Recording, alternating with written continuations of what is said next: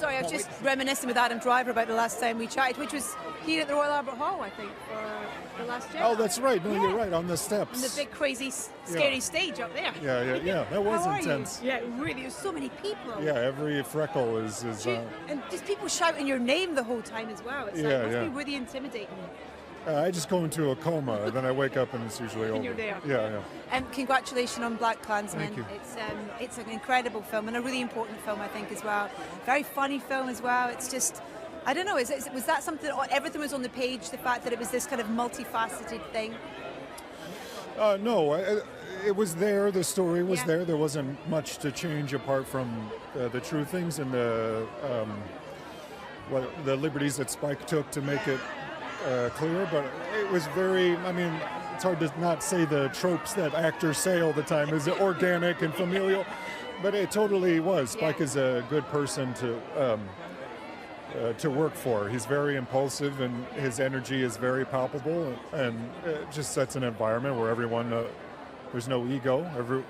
We're there for a short amount of time, so everyone's throwing out ideas. Yeah, it must be kind of not daunting, but I guess every time with a new film, if you are working with a director that you've never worked with before, they all work differently, and you never really know, or do you know before you go into shooting what their, what their kind of skit is and how they do things? Yeah, I don't think you ever know until even people that you've worked with before, under different circumstances in a different movie with a different cast, have to, calibrate differently, but. Yeah, it's a risk. I guess it's a risk. Hard to say with Spike because it didn't feel like, it feels like a no-brainer, but everyone's under an incredible amount of pressure and stress, and it can kind of bring out the worst in people it can. But him and that cast is the exact opposite. He just, he really gets the best things out of people because he's so personable. There's no in-between between you and Spike. He's coming to your trailer, he's coming right to you. Everything is an atmosphere of love. If there's a problem, we address it immediately and we move on. Right. It must be really wonderful to get this recognition, though, for not just for the film, it's getting all these award nominations, but for you particularly for this role.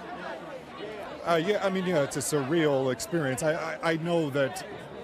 I know the truth that you're one part of a huge machine that you can't do anything if you don't have partners that you're like John David Washington to bounce off of, or Spike is giving you the best of him. It's hard, you don't want to screw it up. So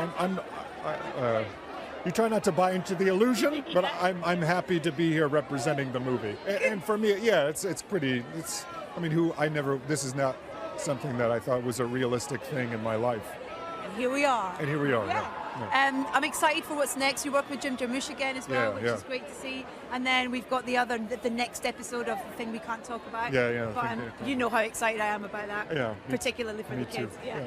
You are? Yeah. Good. I'm glad to hear. I've got a question from Twitter, if that's all right, because we asked some lovely questions. It's a good question. I know sometimes you go, oh really? But this is a good question.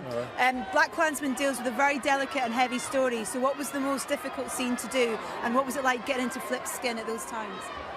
What was it like to what? Get into Flip's skin at those times. You really focus on what your character in those moments. I'd say the initiation. Sorry, my voice is gone. The clan initiation scene was probably the toughest for everybody on set. But the minutia of filmmaking overtakes what it really means. You're thinking of like hitting your mark and saying the right lines and like meaning what you're saying.